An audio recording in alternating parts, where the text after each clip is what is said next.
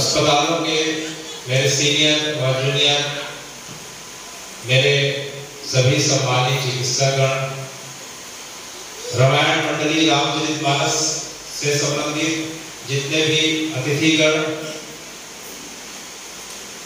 परम सम्मानीय दुल्ला भैया और जो है धमतरी क्षेत्र व आसपास से आए हुए जितने भी परम भागवती जन हैं जो श्री जगन्नाथ कथा का स्वागत करने के लिए रात्रि को उपस्थित हुए हैं, आप सबको मैं हृदय से प्रणाम करता हुआ अब जो है कथा की ओर ले चलता हूँ। तो चूंकि हमारे मन में आप सभी ने जगन्नाथ जी की यात्रा पुरी में भी करी होगी और बहुत सारे लोग धमतरी में स्थित श्री जगदीश मंदिर में जो 107 वर्षों से विद्यमान है उनका दर्शन किया होगा।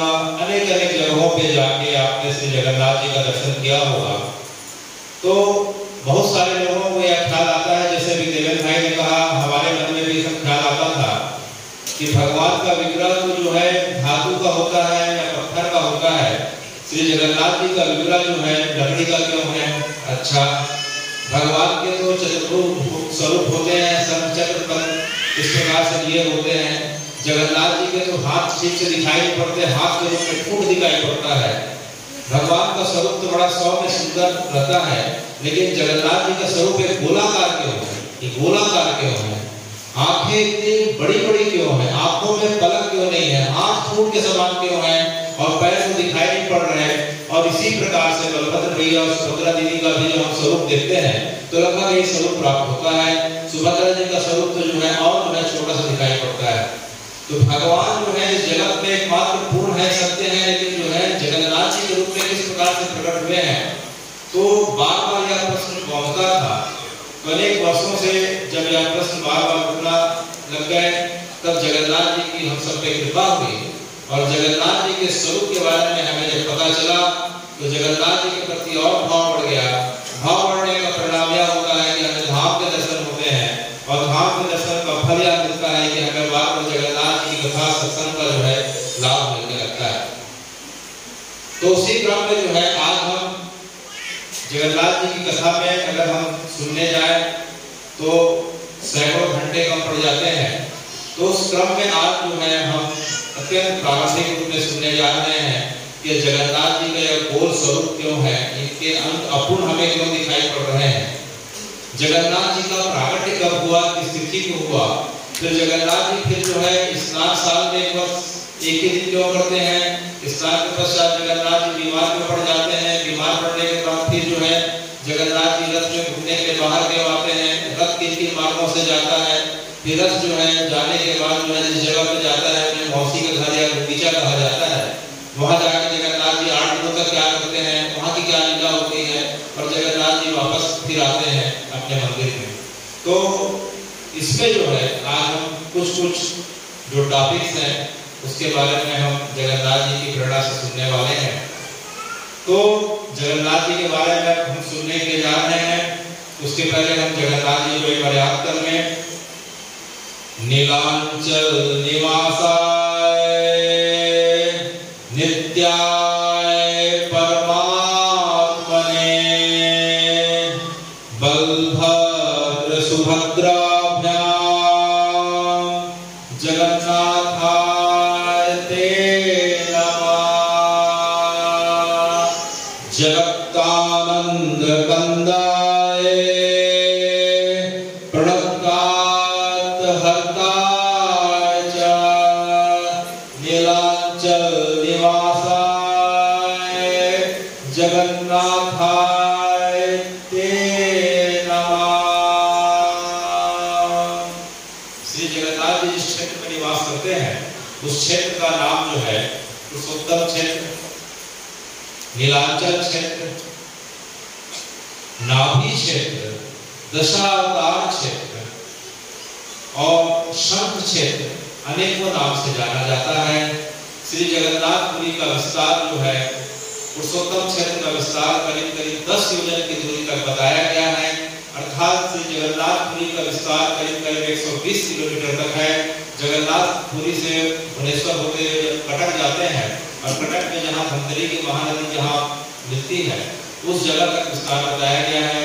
तो जगन्नाथपुरी से कटक तक करीब करीब 120 किलोमीटर या 10 योजन का विस्तार है।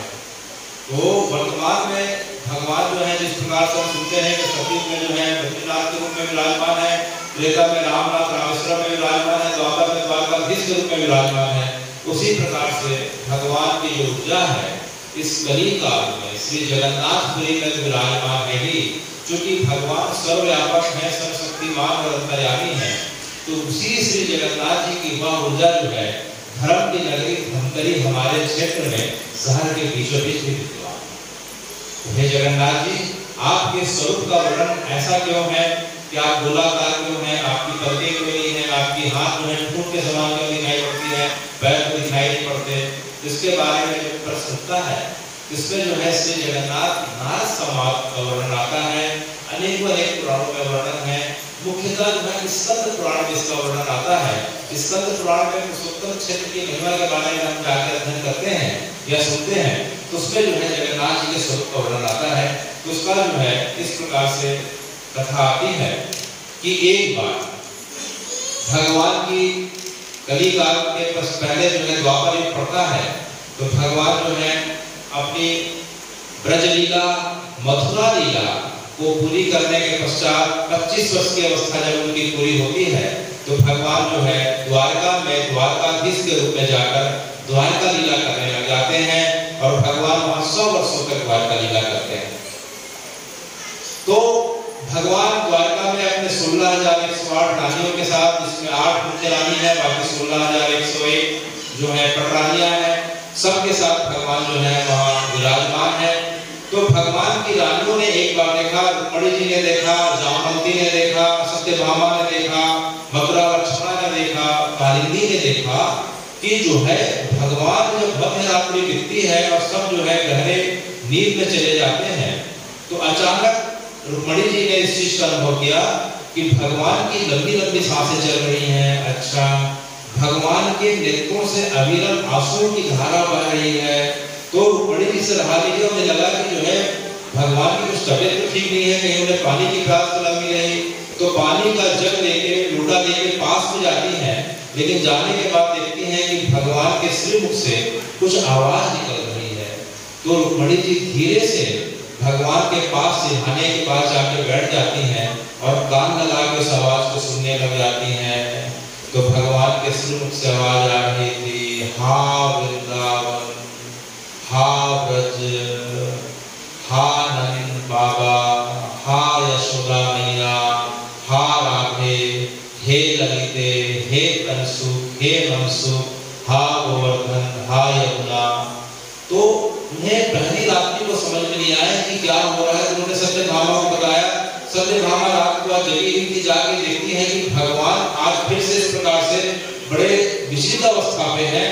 अचानक भगवान नींद की अवस्था पे, अर्धचेतन अवस्था में अपने जो है बिस्तर से उठ जाते हैं, उठ के जो है महल के छत के ऊपर चले जाते हैं। छत में जाने के पश्चात मुंडेर पे खड़े होके उत्तर की तरफ मुंह करके, ब्रज की तरफ मुंह करके बार बार जो है हा राधा, हा ललिता, हा विशाखा, हा ब्रज, हा यमुना, इस प्रकार से जो है अपने ब्रज को, ब्रज के सखाओं को, अपने गोपियों को याद करके लगातार रो रहे थे।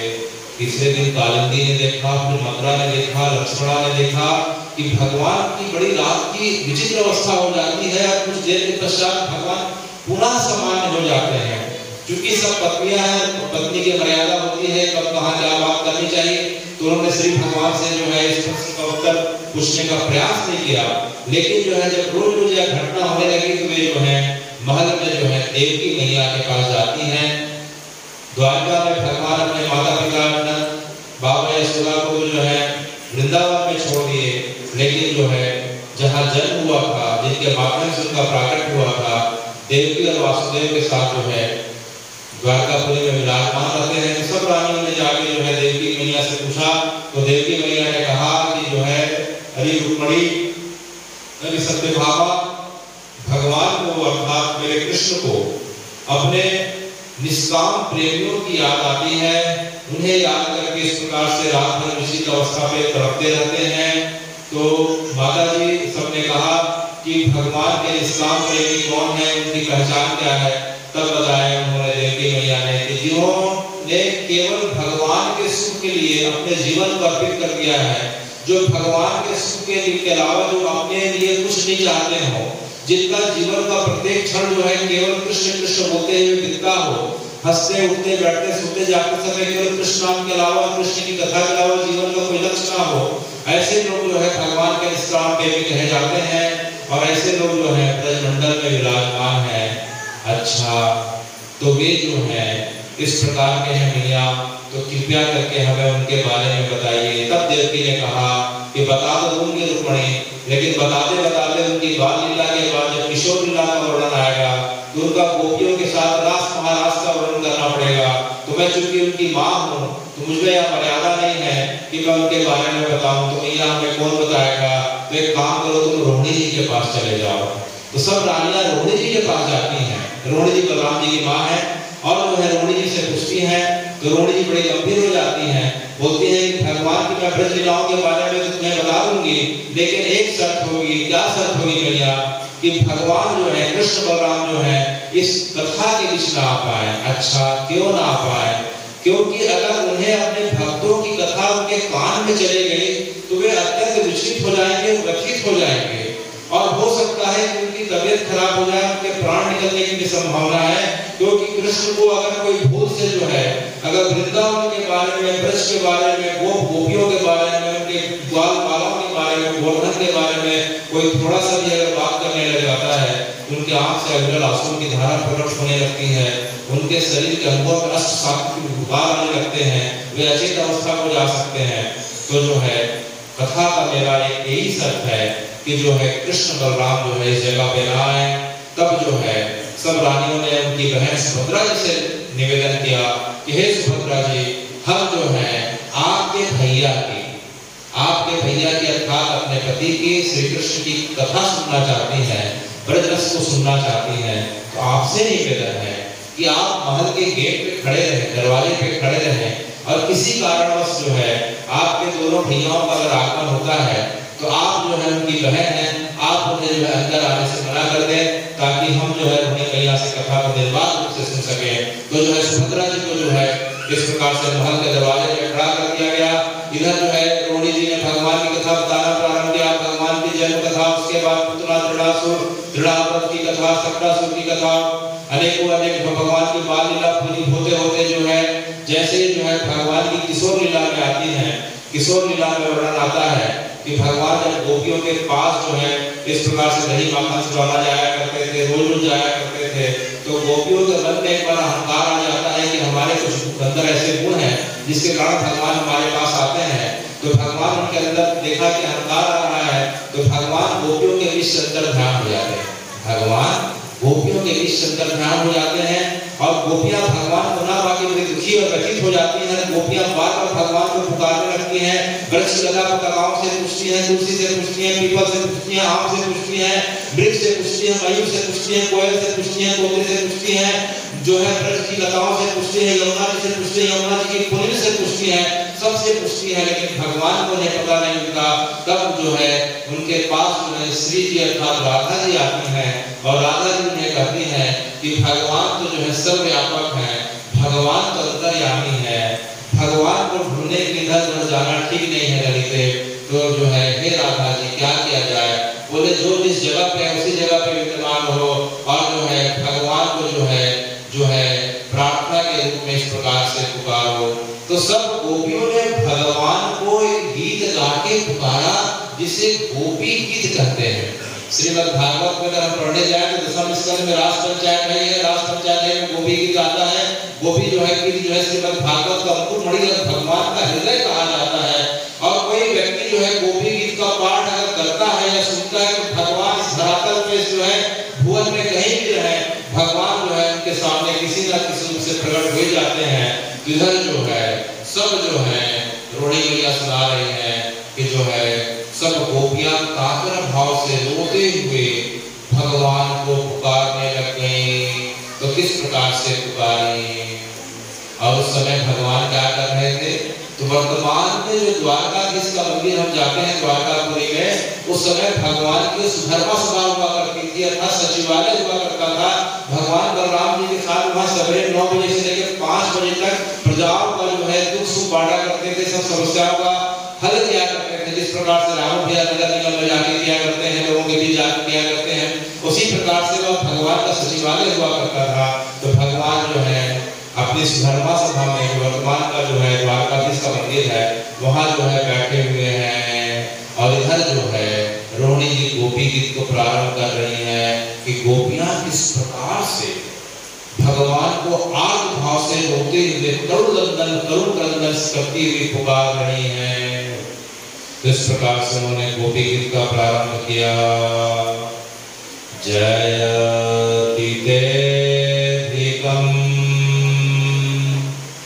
जन्मना प्रजा श्रयत इंदिरा शाश्वत दैत दृश्यता दीक्षुतावता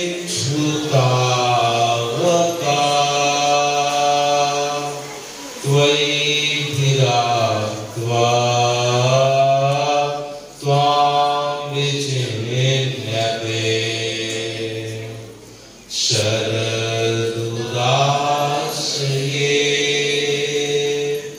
साधुजातसा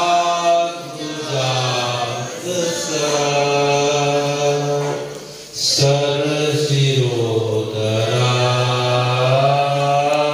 श्रीमुसाफिसा सूरतनाथ के अशुद्धदासिका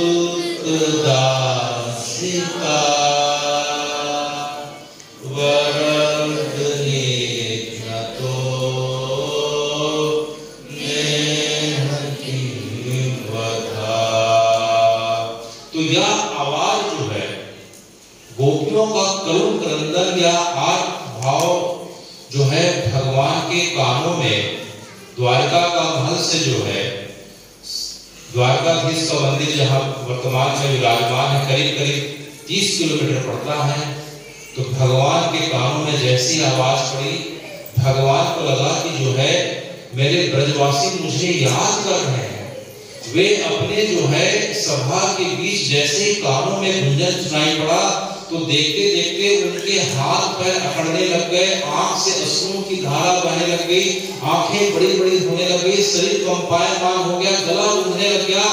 भगवान के साथ बलराम जी की यही दशा होने लग गई। तो भगवान के साथ ही दाऊद ने देखा, क्योंकि भगवान रथ में लाने जाने का दाऊद क्या करता था, तो दाऊद ने देखा कि जरूर भगवान को ब्रजवासियों के बारे में कुछ न कुछ सुनाई पड़ रहा है, उनके अंदर इस प्रकार से अष्ट सात्विक विकार उत्पन्न हो रहे हैं, यहाँ रहने से भगवान की अवस्था बिगड़ सकती है। तो कृष्ण और बलराम जी को जो है दाऊद ने भगवान के रथ में जैत्र नाम के रथ में बैठा के महल की ओर ले जाने लग गया। तो जैसे ही महल के पास पहुंचे तब तक जो है गोपी गीत जो है आनंद से इस प्रकार से मध्य में आ गया था। भगवान दौड़ते दौड़ते जैसे ही महल के अंदर जाने को हुए, सुभद्रा जी ने रोक दिया कि भैया आप अंदर नहीं जा सकते। सुभद्रा मुझे अंदर जाने दो, हमें अंदर जाने दो। नहीं भैया नहीं जा सकते, मां की आज्ञा है। अरे मां ने कहा क्यों कहा, अंदर में जो है आपके इस प्रकार से जो है रास पंचायत का वर्णन हो रहा है। अच्छा, रास पंचायत का वर्णन हो रहा है, मेरे गोप सखाओं का वर्णन हो रहा होगा, मेरी गोपियों का वर्णन हो रहा होगा। अरे सुभद्रा तुझे पता नहीं 100 वर्ष से ज्यादा बीत गए, उन्होंने जो है आज तक ठीक से अन्न ग्रहण नहीं किया, आज से ठीक से जो है किसी प्रकार का सुख आनंद नहीं लिया, केवल रात दिन कृष्ण कृष्ण करते उन्होंने जो है एक पल को बिताया हुआ है, मुझे उनके पास जाना है। नहीं भैया आप नहीं जा सकते। तो सुभद्रा जी ने मना कर दिया। तब भगवान ने कहा ठीक है सुभद्रा, मैया ने हमें अंदर जाने के लिए मना किया है, लेकिन सुनने के लिए तो मना नहीं किया है। नहीं भैया सुनने के लिए मना नहीं किया है, आप दोनों अंदर जाने के लिए मना किया है। अच्छा तो कोई बात नहीं, अंदर नहीं जाएंगे, लेकिन हम कथा तो सुन सकते हैं। बोले हाँ भैया। तो महल में जो छोटी छोटी जो है दीवारों में छोटी छोटी खिड़कियां झरोखे होते थे, आज भी होते हैं। राजस्थान जाए बाकी जगह जाए तो भगवान ने झरोखे से इस प्रकार से कानों को लगाया बलराम जी के साथ और सुभद्रा जी ने, और इस प्रकार से जो है अपनी कथा को गोपियों के साथ जो है उनके जो है आर्त निवेदन को सुनने लग गए। अब जो है देखते देखते जो है 7वां श्लोक आ गया। कौन सा श्लोक आ गया? 7वां श्लोक आ गया। प्रणत देहिना पाप कर्षणम तृणचरानुगम श्रीनिकेतनम फणिर्घणार्पितम ते पदाम्बुजम कृणुकुचे सुना इंद्रियक्षया। तब तक जो है भगवान ने जैसे श्लोक सुना कि गोपियां करुण आर्त से पुकार रही कि हे कृष्ण, हे गोविंद, हे माधव, आखिर हमसे गलती क्या हो गई? आपने हमें किस गलती की सजा दी है? आप जो है हमें छोड़ के इतने दूर चले गए कि हम आपका दर्शन नहीं कर पाती, और आप बोले थे मैं परसों आऊंगा, और आज बीत गए हैं परसों, फिर भी आपके दर्शन नहीं हो रहे हैं। लगता है कि हमारे अंदर जो है कुछ विकारों के कारण जो है आप हमें छोड़ के चले गए। आप तो जो है कालिया का दमन करे, आपने रुद्रावत को उद्धार किया, आपने तो जो है शक्तासुर का उद्धार किया, तो हमारे अंदर जितने विकार रूपी जो है कालिया है, अनेकों अनेक असुर जो विकार के रूप में बैठे हुए हैं, जब आप उनका उद्धार कर सकते हैं तो कृपया करके अपने चरण कमल रूपी जो है अपने चरण कमलों को हमारे हृदय पे रख दो और हमारे विकारों का शमन करो। हे कृष्ण, हे गोविंद, अब तो आ जाओ, अब तो एक बार दर्शन दे दो। तुम्हें जो है ब्रज को छोड़े देखो कितने दिन हो गए। तो भगवान ने सुनते सुनते भगवान का शरीर जो है विरह के ताप में गलने लग गया।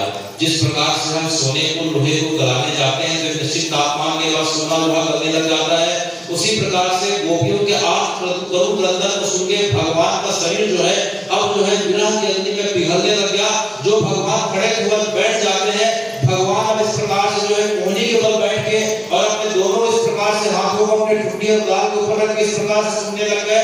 और अब इस प्रकार से जो है सुनते सुनते 9वां श्लोक आने लग गया। तो कथा वेदम तप्त जीवनम कविभिरीडितम कल्मषापहम श्रवणमंगलम श्रीमदाततम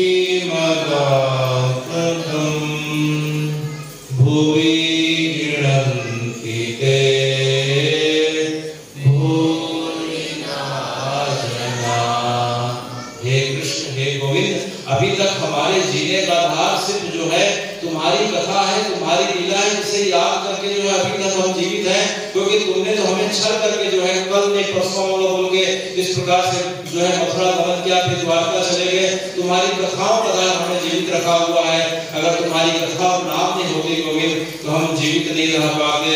इस प्रकार से जीवित रहने का भी क्या फायदा कि देखते देखते जो है 125 वर्ष की अवस्था हो रही है, सिर्फ हमें तुम्हें नाम मिला, हमें जो है तुम्हारा नाम मिला, कथा मिली, लेकिन नाम और कथा का फल यह होता है कि तुम्हारा दर्शन मिलता है। तो लगता है तुम्हारी कथा झूठी है या तुम्हारा नाम झूठा है, क्योंकि हम 100 वर्ष से ज्यादा बीत गया केवल तुम्हारे नाम और कथाओं को याद करके जीवित हैं, और तुम्हारे आज तक हमें जो है तुमने दर्शन नहीं दिया।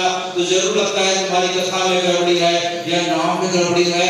नहीं नहीं, इस प्रकार से सुन के कृष्ण जोर से चिल्लाए, नहीं जो है ललिते, नहीं राधे, ऐसी कोई बात नहीं, मेरा नाम सत्य है, मेरी कथा सत्य है, मेरे नाम और कथा से मेरे दर्शन को जो है कोई व्यक्ति प्राप्त हो सकता है, अनंत जन्मों से मेरा वचन है। लेकिन जो है तुम्हारे नाम और इस प्रकार से तुम्हारी कथा को सुन के, तुम्हारी लीला कथा को सुन के अब उससे रहा नहीं जा रहा है। देखते देखते भगवान जो है इस प्रकार से बिल्ली के समान दोनों हाथों को अपनी ठुड्डी पे गालों के नीचे इस प्रकार रख के जो है दोनों हाथ और पैर को सिकोड़ के बैठे थे। देखते देखते भगवान का अंग और सिकुड़ने लगा, इतना सिकुड़ गया कि भगवान का केवल चेहरा दिखाई पड़ रहा। इस प्रकार से भगवान का चेहरा गोल दिखाई पड़ रहा, आंख आंखें बड़ी बड़ी, क्योंकि जब भी हमारे अंदर इसमें वाली घटनाओं का बोध होता है तो हमारी आंख बड़ी हो जाती है, पलक झपकती नहीं है। तो भगवान की आंखें बड़ी हो गई, पलक दिखाई नहीं पड़ रही है, भगवान की आंखों से निरंतर अविरल आंसुओं की धारा इस प्रकार से बह रही है, भगवान का आंख जो है रोते रोते लाल हो गया। इस प्रकार से भगवान का अंग जो है पूरी तरीके से विरह में सिकुड़ गया और उनका केवल चेहरा दिखाई पड़ रहा था। इस प्रकार से जो है गोपी गीत जो है अब पूरा होने को आ गया। तब जो है राधा जी ने गोपियों के साथ जो है अंतिम श्लोक गाया, यते सुजात चरणम बाहु मिस्त्रेसु विद्याति नहीं कहीं करसेसु ते नाम प्रसी कथा में सिर कृपा धरते दिल बधाम स्वामना। तब भगवान जो है इस वचन को, इस श्लोक को सुनकर प्रसन्न हो जाते हैं और गोपियों को दर्शन देते हैं। तब जैसे अंतिम श्लोक को गोपियों ने गायन किया राधा जी के साथ, तब भगवान का स्वरूप जो है सामान्य अवस्था को प्राप्त हुआ। लेकिन इसी बीच क्या हुआ था, किसी भी जब भगवान का शरीर जो है विरह की अग्नि में पिघल के गोलाकार अंडाकार जब हो गया था बलभद्र सुभद्रा जी के साथ, उसी समय नारद जी उस जगह पे आ गए थे। तो नारद जी ने भगवान के स्वरूप को देखा तो देख के बड़े चौंकित हो गए। भगवान थोड़ी देर में सामान्य अवस्था पे आए, जब कथा पूरी हुई तब जो है भगवान ने पूछा कि नारद जी आप यहाँ कैसे? तब नारद जी ने बताया कि भगवान मैं बहुत देरों से था और आपका अद्भुत स्वरूप को मैंने दर्शन पाया। यह स्वरूप तो मैंने आपके 24 अवतारों में कहीं नहीं देखा। आपका सभी अवतारों को मैंने दर्शन किया है, मत्स्य अवतार, वराह अवतार, कूर्म अवतार, राम का अवतार, अनेक अवतार का दर्शन किया है। लेकिन आपका इस प्रकार से गोलाकार, अंडाकार, पिंडाकार स्वरूप का मैंने पहले बार दर्शन किया। तो हे भगवान यह स्वरूप का इस प्रकार से आपने झांकी दिखाई। तब जो है भगवान ने कहा कि हे नारद, ये मेरा स्वरूप निज स्वरूप है, यह मेरा स्वरूप व्यक्तिगत स्वरूप है। यह स्वरूप सिर्फ गोपियों को प्रेम को जो है जानने के लिए उस विरह की अग्नि में जलते हुए मैंने अपने आप को प्रकट किया था नारद। लेकिन तुमने मेरे स्वरूप का दर्शन जो है तुमने पा लिया है, तो बताओ तुम्हें क्या आशीर्वाद प्रदान करूं? तब जो है नारद जी ने कहा कि हे भगवान, अब कुछ समय के पश्चात कली काल आएगा। कौन सा काल आने वाला है? कली काल आने वाला है। तो भगवान कली काल में ना जप होगा, ना योग होगा, ना तप होगा, ना साधना होगी, ना व्रत होंगे, ना उपास होंगे। तो हे भगवान, सब लोग अपनी मर्यादा से, अपने संस्कार से धीरे धीरे विलीन हो जाएंगे। तब जो है आप कृपा करें। तो क्या कृपा करूं नारद? आप यह स्वरूप जो आपने मुझे दिखाया आप जगत के लिए प्रकट कर दीजिए, क्योंकि यह स्वरूप जो है अभी आपके लिए गुप्त है, लेकिन कली काल वालों के लिए हे भगवान आपके चरणों में निवेदन है कि आपका प्रेम का स्वरूप और प्रेम दान करने का स्वरूप आप इसे जगत वालों के लिए प्रकट कर दीजिए। तब भगवान ने कहा कि हे नारद, तुम्हारी जो है बड़ी जगत के कल्याण की इच्छा होती है, मैं तुम्हारी भावना को जो है समझते हुए पूरी कर रहा हूँ। और कुछ समय के पश्चात पृथ्वी का एक क्षेत्र है जिसे हम जगन्नाथपुरी कहते हैं, उस जगह पे जो है राजा इंद्रदम्युन अपनी पत्नी गुंडीचा के साथ, राजा इंद्रदम्युन अपनी पत्नी गुंडीचा के साथ मुझे पुत्र रूप में पाने के लिए तप कर रहे हैं। तो मैं जो है तुम्हारे वचनों को पूरा करने के लिए उनके यहाँ जो है मैं दारू विग्रह के रूप में प्रकट करूंगा। इस विग्रह के रूप में दारू विग्रह, दारू माने संस्कृत का शब्द है, दारू माने नीम की लकड़ी को कहा जाता है, नीम की लकड़ी का नाम दारू है, संस्कृत का शब्द है। यह दूसरा शब्द है ददाति इति दा, दा दा अरु।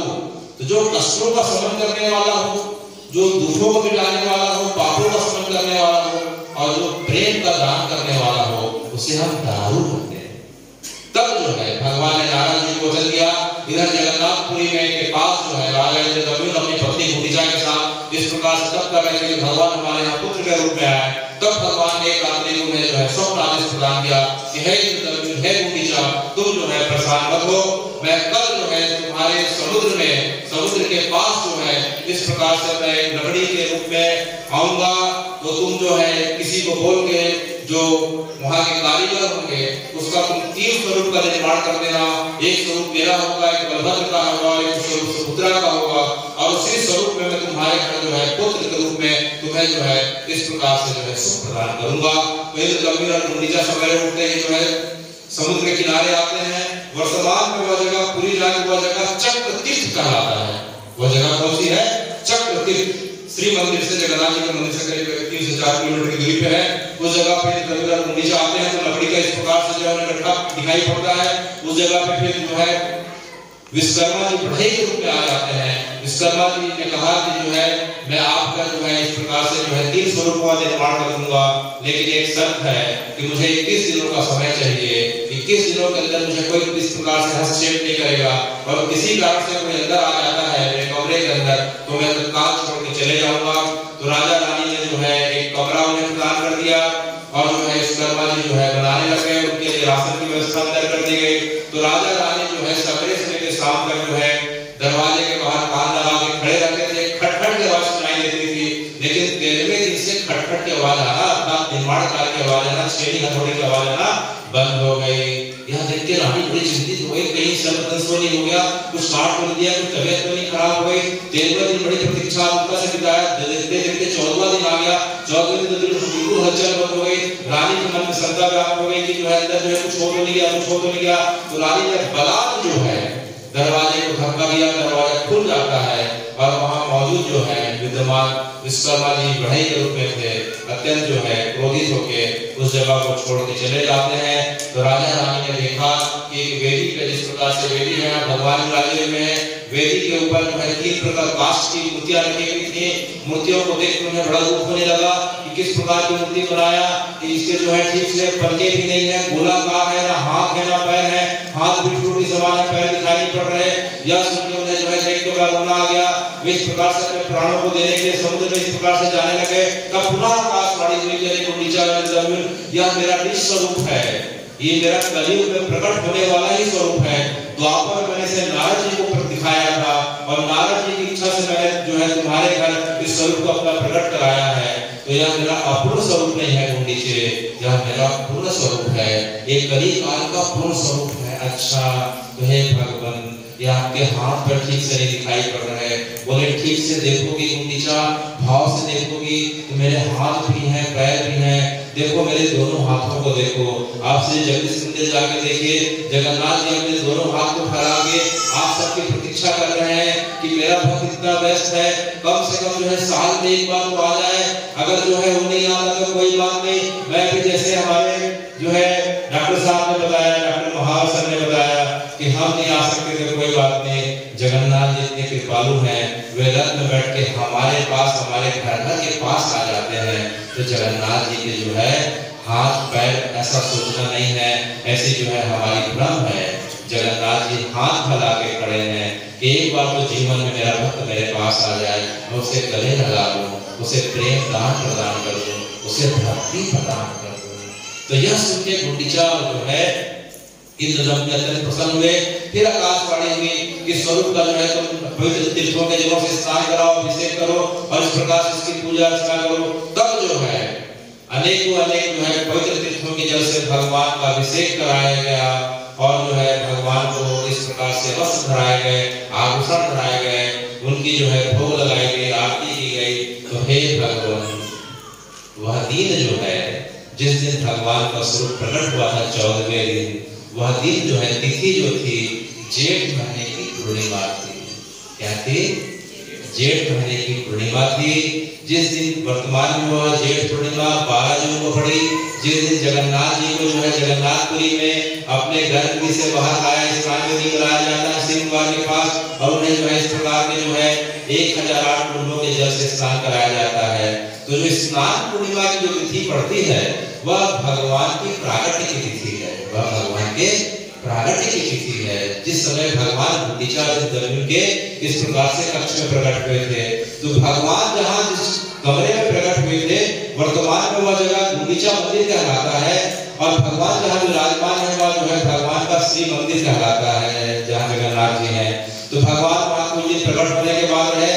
फिर एक दिन जो है गुंडीचा जी से उन्होंने स्वप्न आदेश किया कि हे भैया, यहाँ रहते हुए मुझे बहुत दिन हो गए, अब जो है मेरी बाल लीला यहाँ पूर्ण हो गई है, मुझे जो है अब जो है लोगों के कल्याण के लिए, लोगों को प्रेम दान करने में जाना होगा, तो जो है मुझे जाने दो। तो भगवान जो है इस प्रकार से जाने के लिए हुए, तो जो है भगवान रथ में सवार होकर जाने को हुए, तो गुंडीचा रथ के सामने लेट जाती हैं और उनसे बार-बार निवेदन करती हैं।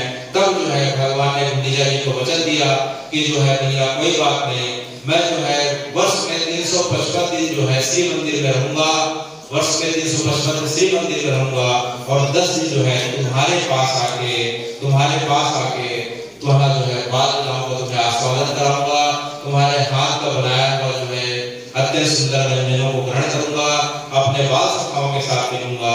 तो भगवान यह जो है वचन देते हुए गुंडीचा मंदिर से जगन्नाथ मंदिर चले जाते हैं। तो इसमें जो महत्वपूर्ण बात तो दिखाई पड़ रही है कि भगवान का स्वरूप कैसा है हमें समझ में आ गया, स्वरूप का कारण क्या समझ में आ गया, भगवान का प्राकट्य कब हुआ क्या समझ में आ गया।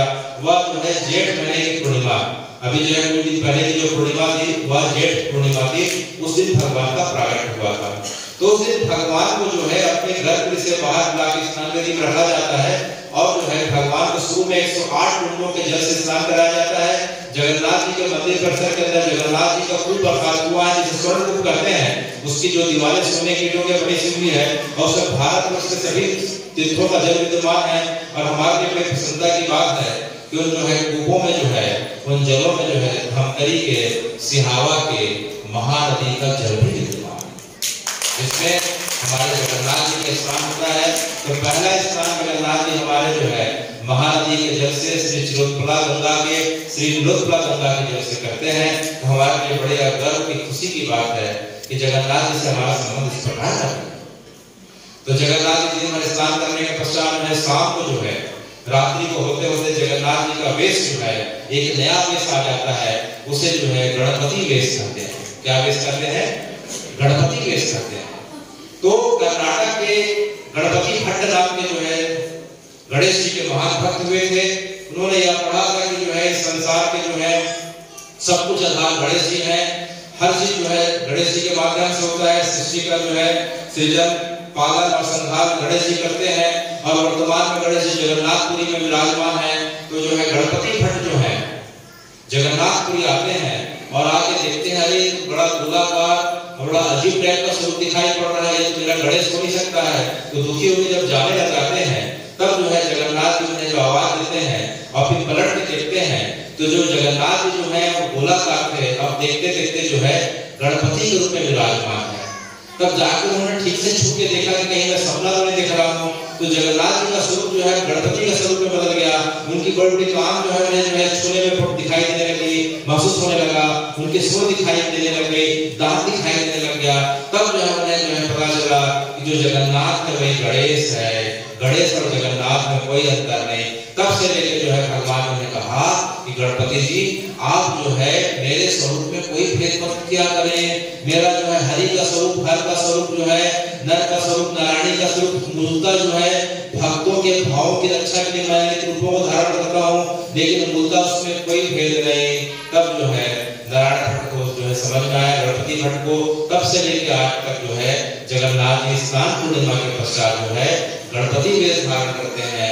अब दिन भर इतना स्नान हो गया, स्नान करने के बाद जगन्नाथ जी को ठंडी लग जाती है, जगन्नाथ जी का शरीर कांपने लग जाता है, शरीर देखते देखते तापमान बढ़ने लग जाता है।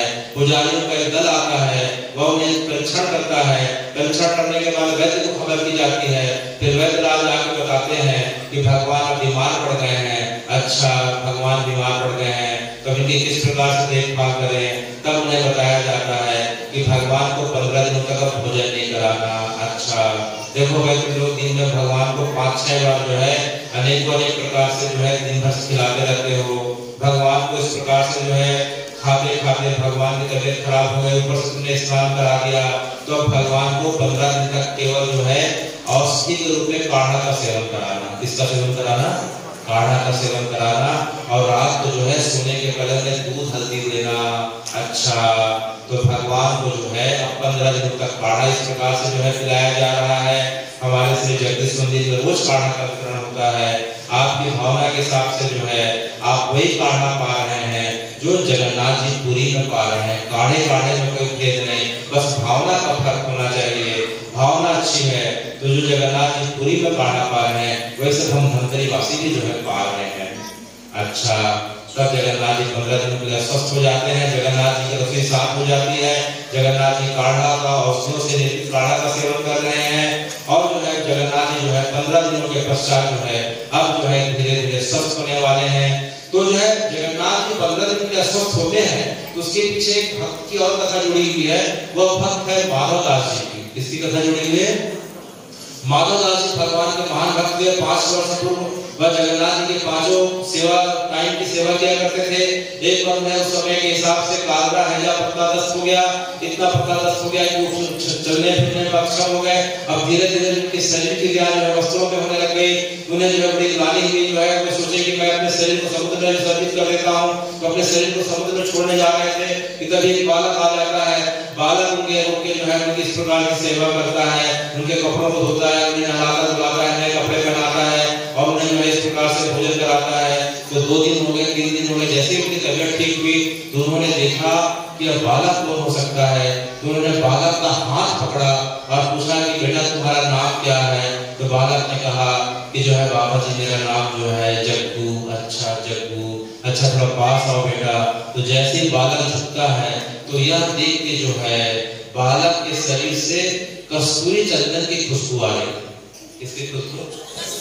कस्तूरी चंदन की खुशबू भगवान के सेंट से आती है, किसी के अंश से नहीं आती। भगवान और द्रौपदी दोनों के अंश से आती है। तो वे समझ गए और पास देखे तो गले में कौस्तुभ मणि देखी। अच्छा, और वैजयंती माला को धारण करा हुआ बालक था। तब उन्हें समझ में आ गया कि हे भगवान आप जो है जगन्नाथ जी हैं, आप जगन्नाथ जी हैं। तब जगन्नाथ जी मूल स्वरूप में प्रकट हुए और कहे कि जो है तुम्हारे पूर्व जन्म के पापों के कारण तुम्हें कष्ट भोगना पड़ा। तो भगवान जो है आप मेरे इस प्रकार सेवा कर रहे हैं, मुझे अच्छा नहीं लग रहा है, आप जो है मेरे इस पाप को जो है मिटा दीजिए। तो भगवान ने कहा कि माधवदास जी प्रत्येक व्यक्ति को अपने कर्मों का फल भोगना पड़ता है। अगर मैं भी मिटा दूंगा तो अगले जन्म में फिर भोगना पड़ेगा, तो आप कृपया करके भोग लीजिए। तो भगवान मेरा कर्मों का फल कितना दिन बाकी है? बोले 15 दिन बाकी है। तो भगवान 15 दिन में भोगूंगा, अच्छी बात है, लेकिन कृपया करके आप मेरी सेवा को बताइए। आप जगन्नाथ जी होंगे, जगत पालक दीनबंधु दीनानाथ हैं और आप मेरा मलमूत्र साफ कर रहे हैं, मुझे अच्छा नहीं लगता। तो जगन्नाथ जी ने कहा कि भक्तों की सेवा करना तो मेरा कर्तव्य है। तो जो है मैं काम करता हूँ माधवदास जी, आपके 15 दिनों के जो है कष्टों को मैं अपने ऊपर धारण कर लेता हूँ। तो वही 15 दिनों का कष्ट जगन्नाथ जी ने माधवदास जी का अपने ऊपर धारण कर लिया।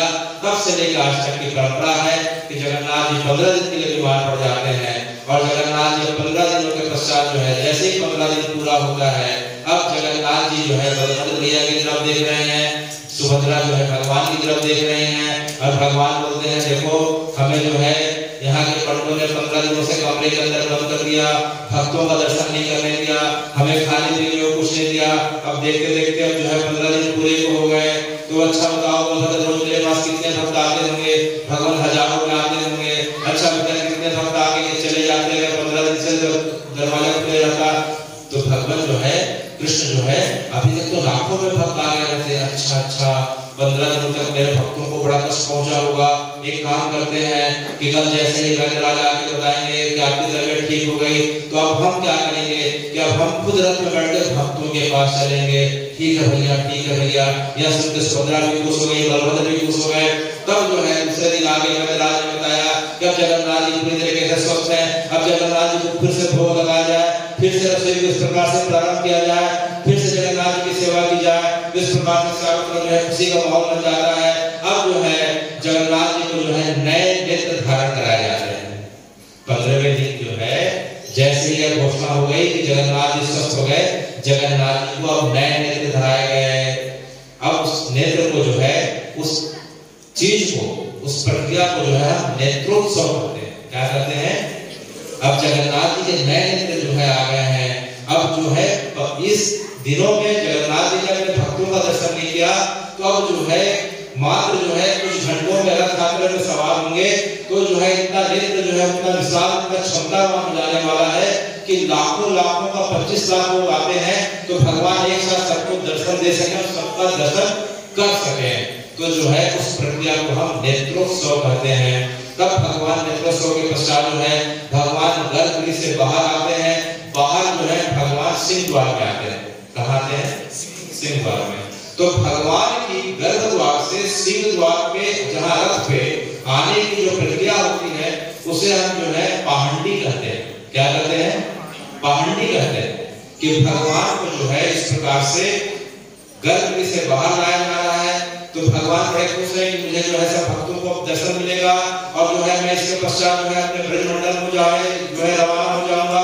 अब अपने जो है नंद बाबा यशोदा मैया का दर्शन करूंगा, बाल बाल सखाओं का दर्शन करूंगा, गोवर्धन जी का दर्शन करूंगा, तो भगवान जो है खुशी के मारे जिस प्रकार से मदगस्त हाथी चलता रहता है, गजराज भी चलता रहता है, तो भगवान कभी दाएं कभी बाएं इस प्रकार से उभरते हुए, दाएं और बाएं उभरते हुए इस प्रकार से चलते जा रहे हैं। इस प्रक्रिया को हम पांडी कहते हैं या पांडु विजय, क्या कहते हैं, या पांडु विजय कहते हैं। तो भगवान इस प्रकार से जो है अब गर्भ से रथ पे आ जाते हैं।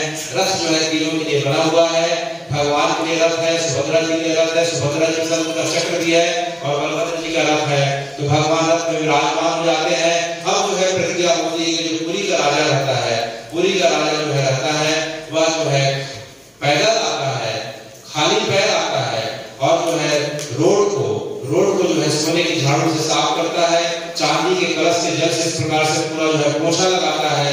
फिर जगन्नाथ जी के पास जाके जो है उनका पूजा अर्चना करता है और उनसे निवेदन करता है कि हे जगन्नाथ जी, अब आप भक्तों को दर्शन देने के लिए अब रथ यात्रा अपनी प्रारंभ करिए। तब राजा यह प्रतिज्ञा करता है, उसे हम छेरा पहरा कहते हैं। क्या कहते हैं? छेरा पहरा। राजा सोने के इस प्रकार से झाड़ू लगा रहा है, रास्ते को साफ कर रहा है, जगन्नाथ जी से निवेदन कर रहा है, यह प्रतिज्ञा छेरा पहरा कहलाती है। अब जो है जगन्नाथ जी ने देखा कि अब पूरा रास्ता जो है पूरा इस प्रकार से क्लियर दिखाई पड़ रहा है, अब कहीं कोई दिक्कत नहीं, अब मुझे जो है ब्रजमंडल को जाना है। तब जो है बलभद्र जी ने सोचा कि जो है कृष्णा तो बड़ा शातिर है, बड़ा इस प्रकार से चंचल है, अगर उससे आगे कर दिया जाए तो कहीं हमसे दूर निकल के कब कहाँ चला जाए कोई भरोसा नहीं, हम उसे पकड़ पाएंगे कि नहीं। तो एक काम करते हैं कि उससे जो है हम क्या करते हैं कि हम पीछे कर देते हैं। बलभद्र जी आगे हैं रथ में, सुभद्रा जी बीच में है क्योंकि बहन रक्षा करना काम है, और भगवान अर्थात कालिया जो है सबसे पीछे। उड़ीसा के लोग भगवान को कालिया कहते हैं, प्रेम से क्या कहते हैं, और बलराम जी को बलिया बोलते हैं, बालिया, बालिया और बालिया। तो बलभद्र जी का रथ आगे है, सुभद्रा जी का रथ बीच में है और भगवान जो है पीछे विराजे हैं।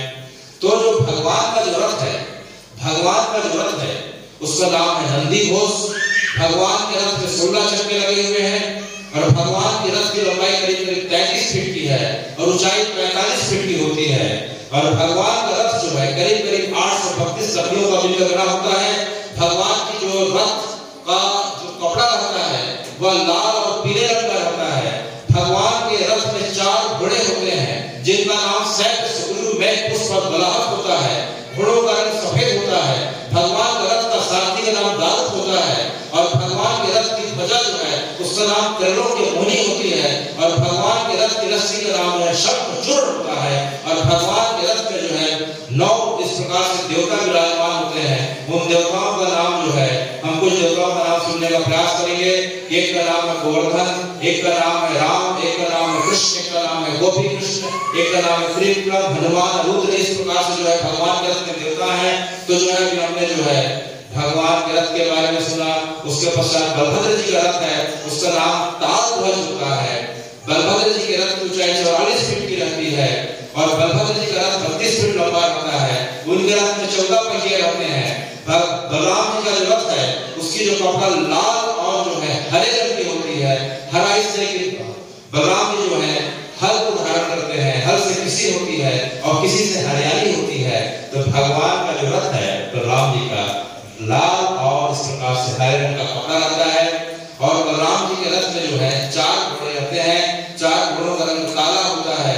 उन घोड़ों का नाम होता है टिबरा, घोड़ा, स्वर्णनाभि और दीर्घमान। इस प्रकार से 4 घोड़े होते हैं। और बलराम जी की जो रथ की जो ध्वजा होती है उसका नाम उन्नानी होता है। और बलराम जी के रथ की जो रस्सी होती है उसका नाम जो है वासुकी होता है।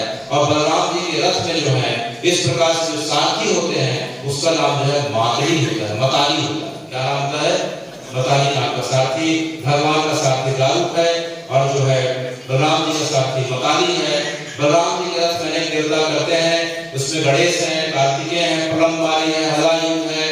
उसके बाद जो है मुक्तेश्वर है, महादेव है। इस प्रकार से जो है बलराम जी का रथ हो गया।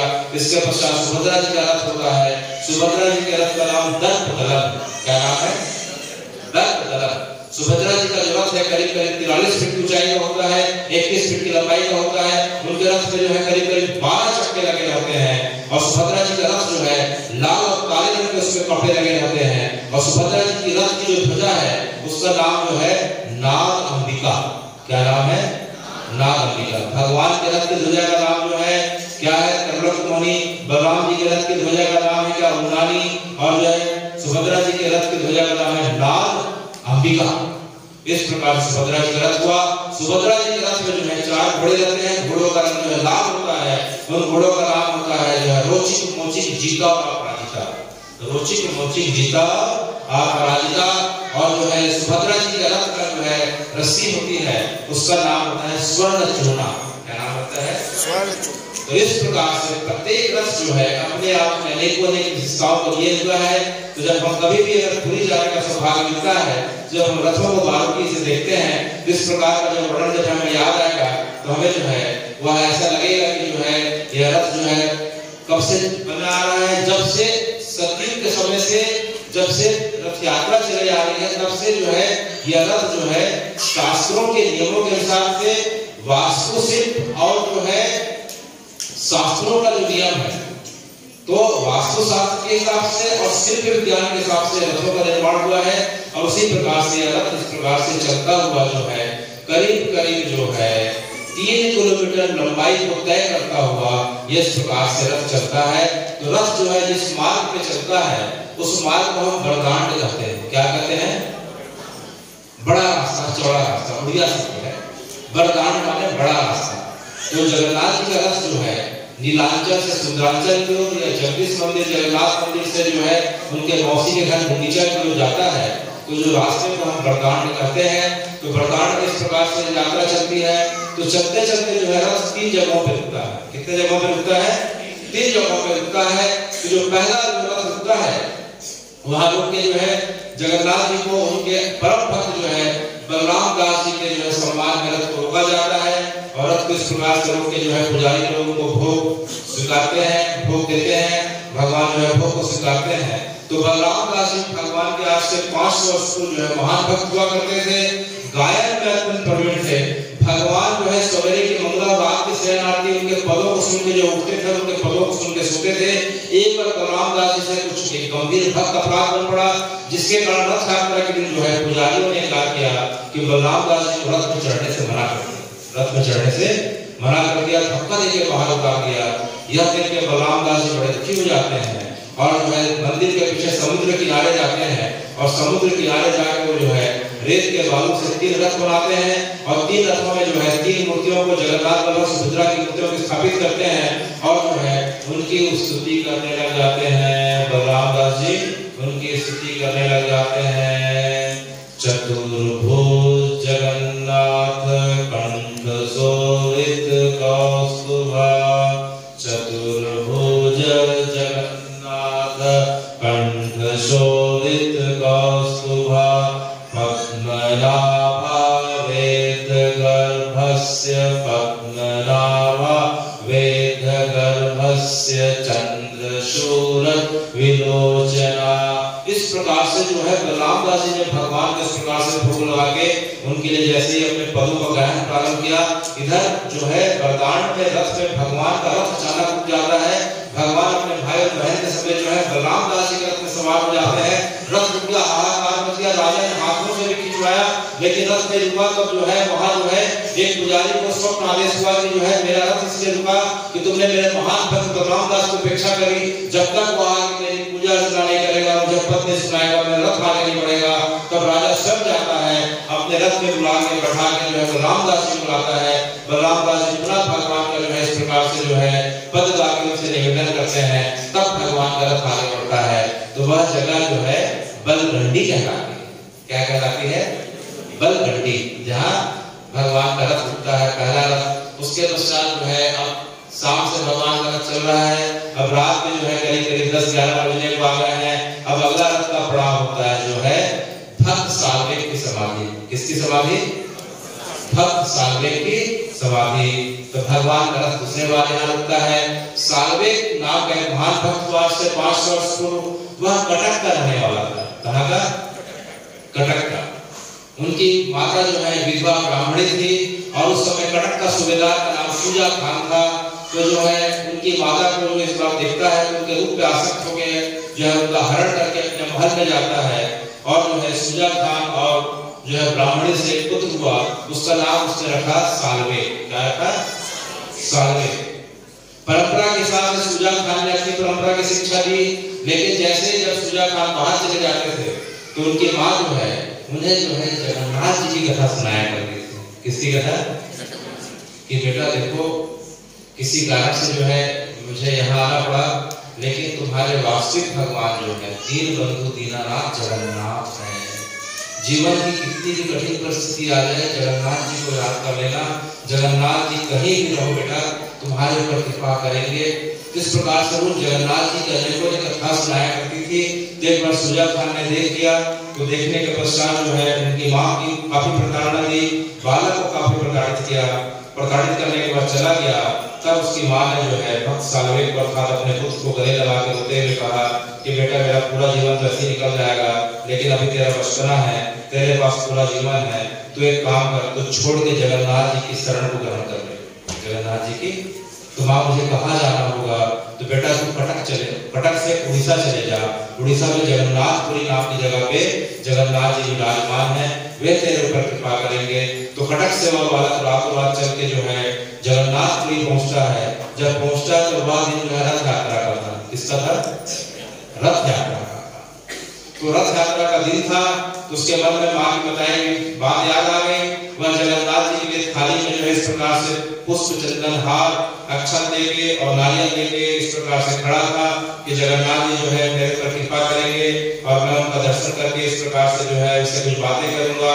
तो जैसे ही रथ पास आता है, वह जगन्नाथ जी के रथ के पास जाता है, तो उसका रूप रंग देखे जो है पुजारियों को इस प्रकार से कुछ शंका हुई और भक्त बालक को जो है धक्का देके इस प्रकार से गिरा देते हैं। बालक के हाथ से थाली छूट जाती है, बालक चोटी हो जाता है। इस प्रकार से रोते रोते जगन्नाथ जी को देखने लग जाता है। बोलता है समझ में नहीं आता जगन्नाथ जी कि आप जो है गलत हैं कि मेरी माँ की बातें गलत हैं। हो सकता है कि मेरी माँ ने जो है गलत बताया हो।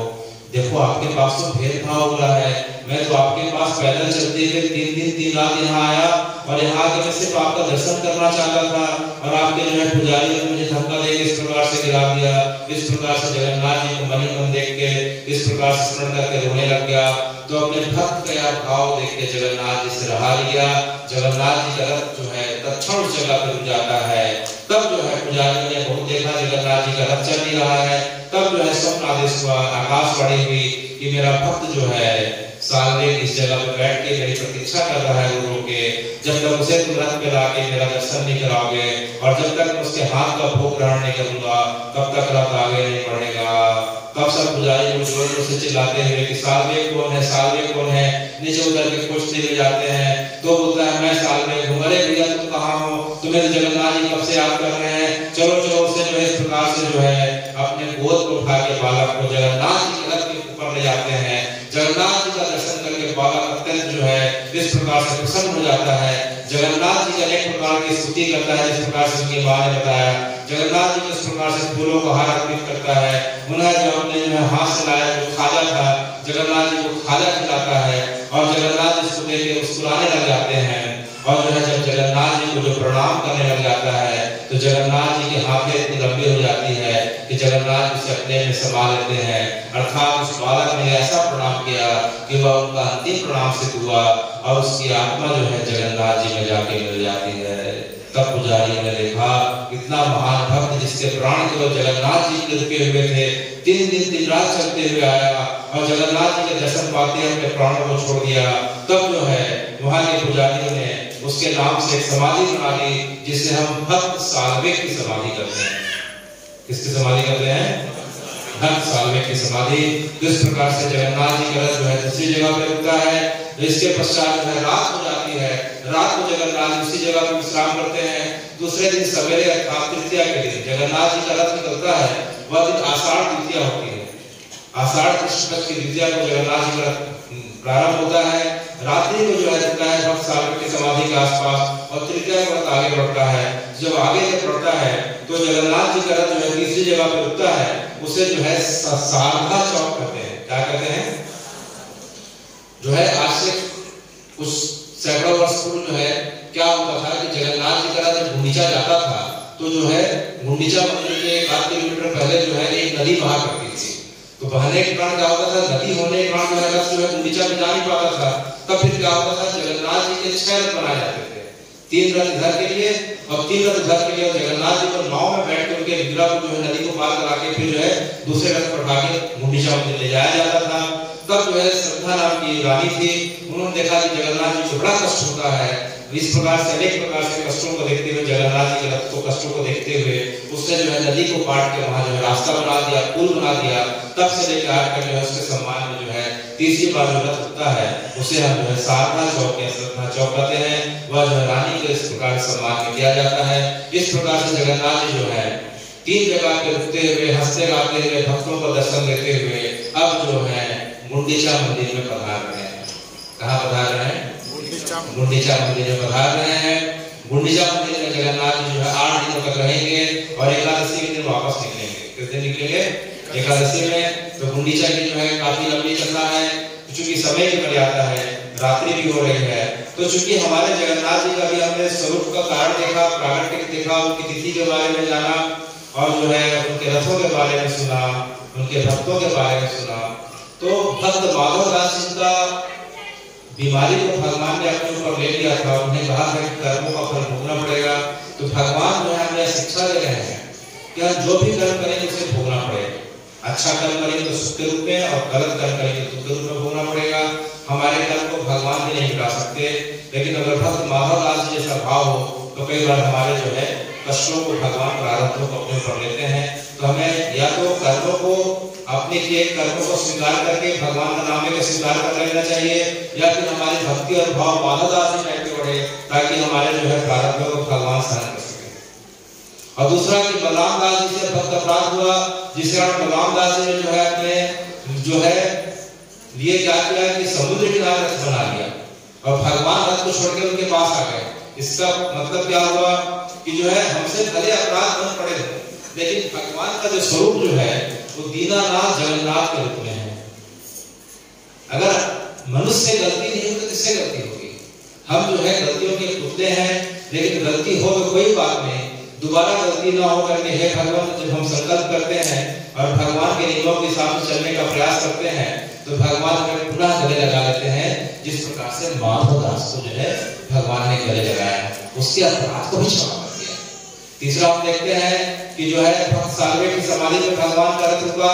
तो चूंकि परंपरा के हिसाब से जो है वह मुस्लिम था, बालक क्या था? मुस्लिम परिवार में जन्मा, लेकिन भगवान ने उसके भाव को ग्रहण किया, उसके धर्म को, उसके पंथ को, उसके संप्रदाय को ग्रहण नहीं किया। भगवान ने उसके भाव को ग्रहण किया और उसके भाव को इस प्रकार से ग्रहण किया कि रथ रुक गया। भगवान ने उसे स्वयं बुलाया और अपने गले लगाया।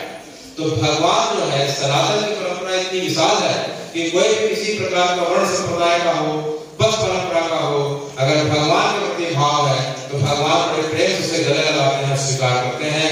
भगवान ना जात का भेद करते हैं, ना वर्ण व्यवस्था का भेद करते हैं, ना धर्म का भेद करते हैं, ना अमीरी गरीबी का भेद करते हैं। बस भगवान जो है भाव के भूखे हैं। तो भक्त सालवे की कथा से पता चलती है। तो इस प्रकार से भगवान हंसते गाते हुए गुंडीचा पहुंच रहे हैं। तो गुंडीचा के बारे में भगवान की कृपा रही, जगन्नाथ की कृपा रही, तो आने वाले सत्र में सुनेंगे। तो चूंकि हम लोग जो है धमतरी में निवास करते हैं, तो धमतरी में निवास करते हैं तो हमारे मन में भावना ऐसी होनी चाहिए कि हमारा जो है सदर बाजार के मध्य में मठ मंदिर के पास जो हमारा जगदीश मंदिर है वह जो है साक्षात पुरुषोत्तम क्षेत्र जगन्नाथ जी का मंदिर है। हमारा जो मंदिर जो है सदर बाजार में स्थित, क्योंकि भगवान जो है सर्वव्यापक है, भगवान अंतर्यामी है। अगर हम धमतरी में रह के जगदीश मंदिर में जाकर यह भावना करते हैं कि हे भगवान मैं पूरी नहीं जा पा रहा हूँ, कोई बात नहीं, आप सर्वव्यापक अंतर्यामी है, आप मुझे इसी रूप में ही दर्शन करिए, तो भगवान का जो स्वरूप जो है पूरी में विद्यमान है, वही स्वरूप जो है आपको जगदीश मंदिर में जो है विद्यमान होकर आपको कृतार्थ कर सकता है, सबको कृतार्थ कर सकता है, क्योंकि भगवान भाव के भूखे हैं। तो हमारा जो है धमतरी जो है नाम भले धमतरी है, लेकिन अगर भावना की दृष्टि से देखा जाए तो वह साक्षात जगन्नाथपुरी है। क्योंकि जहाँ जगन्नाथ है वह पुरी अर्थात जगन्नाथपुरी हो गया। तो हमारे शहर जगन्नाथ विराजे हैं, तो धमतरी का हो गया, कौन सी जगह हो गई? जगन्नाथपुरी हो गई, क्योंकि जगन्नाथ जी विराजे हैं। और दूसरा कि जो सदर बाजार से यात्रा जो गौशाला तक की निकलती है, तो गौशाला का जो मार्ग है हमें भावना करनी चाहिए कि वह जो है मार्ग जो है वरदान है। क्या है? वरदान है।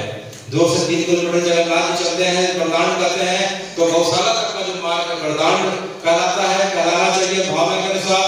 और जगन्नाथ जी अपने मौसी के घर था गौशाला में चले जाएंगे, तो जो मौसी का घर है वह गुंडीचा मंदिर है। क्या है?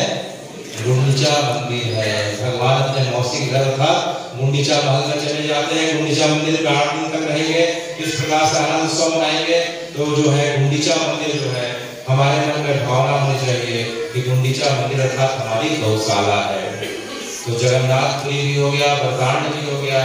जगन्नाथ जी का रथ नंदी घोष अभी जो है 27 तारीख को निकलने वाला है। कब निकलने वाला है?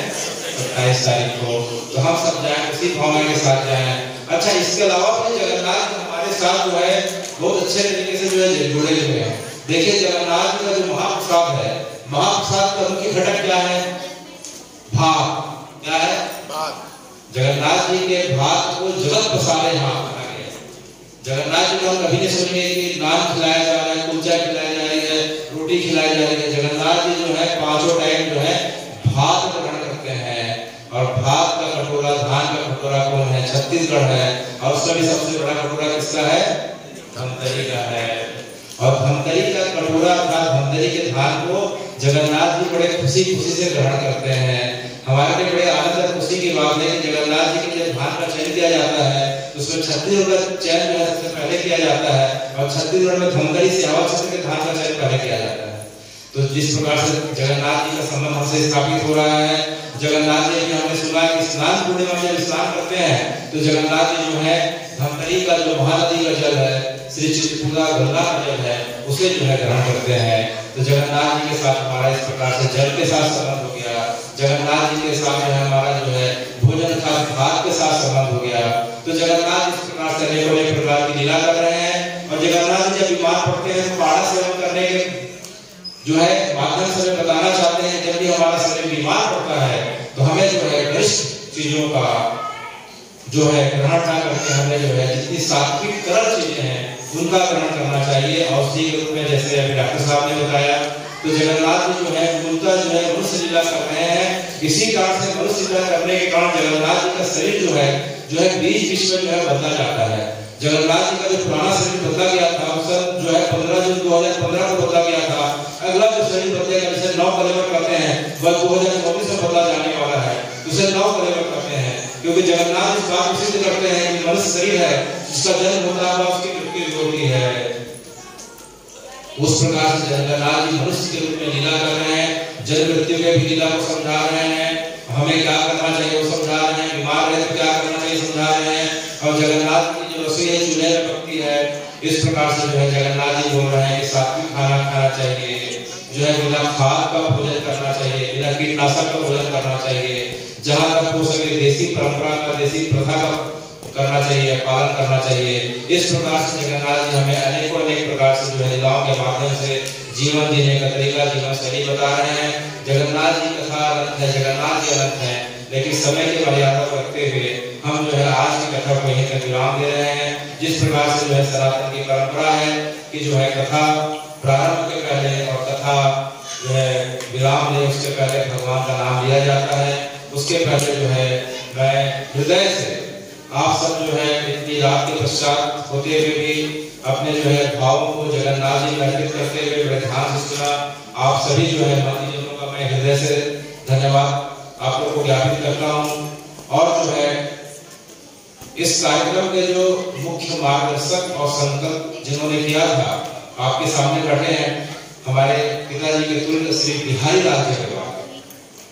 उनके मन में बड़ी इच्छा होती थी कि जगन्नाथ जी की कथा में शहर में बहुत समाजवासी जो है कभी जो है सुनने का इसका लाभ उठाएं। तो बिहारी लाल जी का संकल्प था, उसको जो है जगन्नाथ जी ने पूरा किया। और हमारे प्रमुख मार्गदर्शक श्री गुल्ला भैया जिन्होंने मात्र 5 दिनों के जो है पीरियड में रात दिन मेहनत करके कई रात से सोए नहीं है, एक लोगों से संपर्क स्थापित करके सभी प्रकार के जो है व्यवस्थाओं को करते हुए आज जो है इस प्रकार की जो है उन्होंने व्यवस्था करी कि हम जो है इतने अच्छे वातावरण में जगन्नाथ जी की कथा सुन रहे हैं। तो मैं गुल्ला भैया का हृदय से आभार व्यक्त करता हूँ। और जो भट्टी बाबा जी का जो परिवार समाज से संबंधित जितने भी सदस्य जुड़े हुए हैं, देवेंद्र भाई, कमलेश भाई, विशाल विलास, गोपी महाराज जी, अनेकों किशोर है, दीपक है, नागेश है, जो अनेकों प्रकार से जुड़े हुए हैं। मैं सभी प्रकार से जो है धन्यवाद ज्ञापित करता हूँ और जो है मैं अपने माता पिता का धन्यवाद ज्ञापित करता हूँ, उनके प्रति कृतज्ञता ज्ञापन करता हूँ। उनके प्रेरणा के माध्यम से मेरे अंदर भाव आया और मैं जो है थोड़ी बहुत जो है आप लोग को सुनाने में जो है पा रहा हूँ। सिर्फ मेरे माता पिता का संस्कार है। मैं उनके चरणों में प्रणाम करते हुए अब जो है अपनी वाणी को विराम देना चाहता हूँ। मुझसे कुछ गलती ही होगी क्योंकि स्वाभाविक गलती होना, मुझे अपना छोटा पुत्र या भाई समझते हुए जो है मेरी गलतियों को क्षमा करें ताकि मैं आने वाले समय में सुधार कर सकूं। इसी भावना के साथ भगवान का मंगल नाम लेते हुए आज कथा को जो है हम विराम देते हैं। तो प्रयास करेंगे कि साथ जो है भगवान का जो है महामंत्र हम सब साथ में याद करें। हरे कृष्णा